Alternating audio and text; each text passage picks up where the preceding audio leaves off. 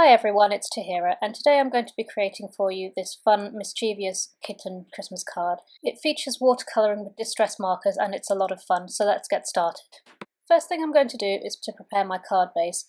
I'm using rustic white cardstock and I'm going to be creating a 3x3 inch Christmas card. So just lining up my cardstock here, and I use a magnetic paper trimmer, so I'm just using my magnetic ruler to hold the cardstock in place while I make that first cut. So that's at 3 inches, and then just flipping this round and making the second cut at 6 inches.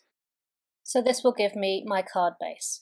I'm also going to be cutting a separate panel at 3x3 inches to do my watercolouring and my stamping on, so I'm just preparing that panel as well.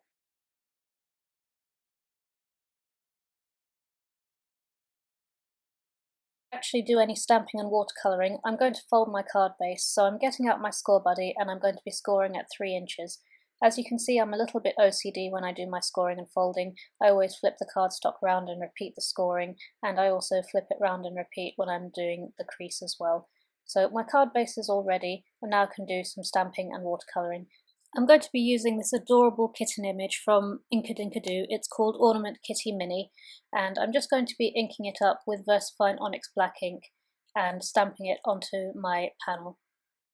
Just getting the positioning right for you in frame and stamping down now. I'm going to be doing some watercolouring with distress markers. This is one of my favourite ways to watercolour because it's quick and easy, and I can use a lot of different tones without having to mix lots of colours. I'm just laying down an acrylic block, and I've got some water mixed with perfect pearls that I'm going to use for my watercolour medium. I'm just picking out a bunch of markers to use now. I actually pulled out lots of different colours, but in the end I settled on using 9 in 3 different colour families for the watercolouring. So just picking those out now.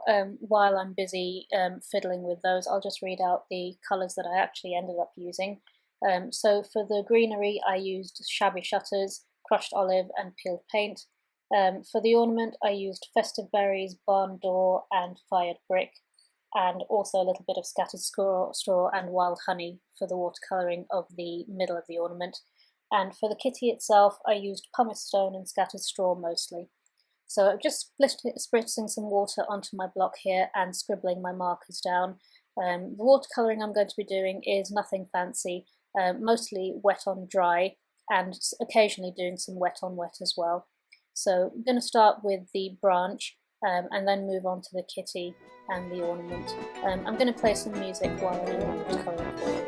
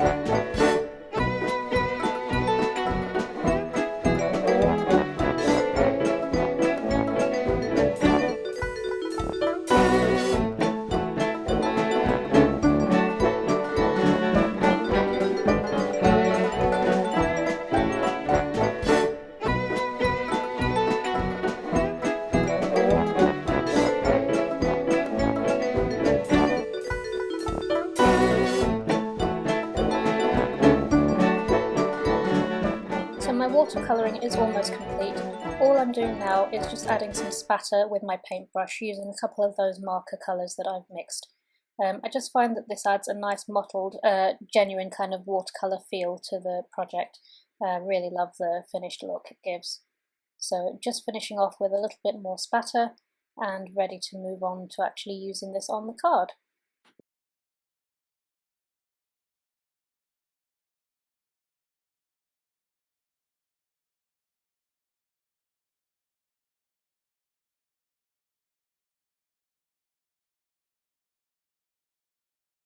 My watercolouring all done, I'm just going to move my acrylic block out of the way and I'm going to adhere my card panel to my card front.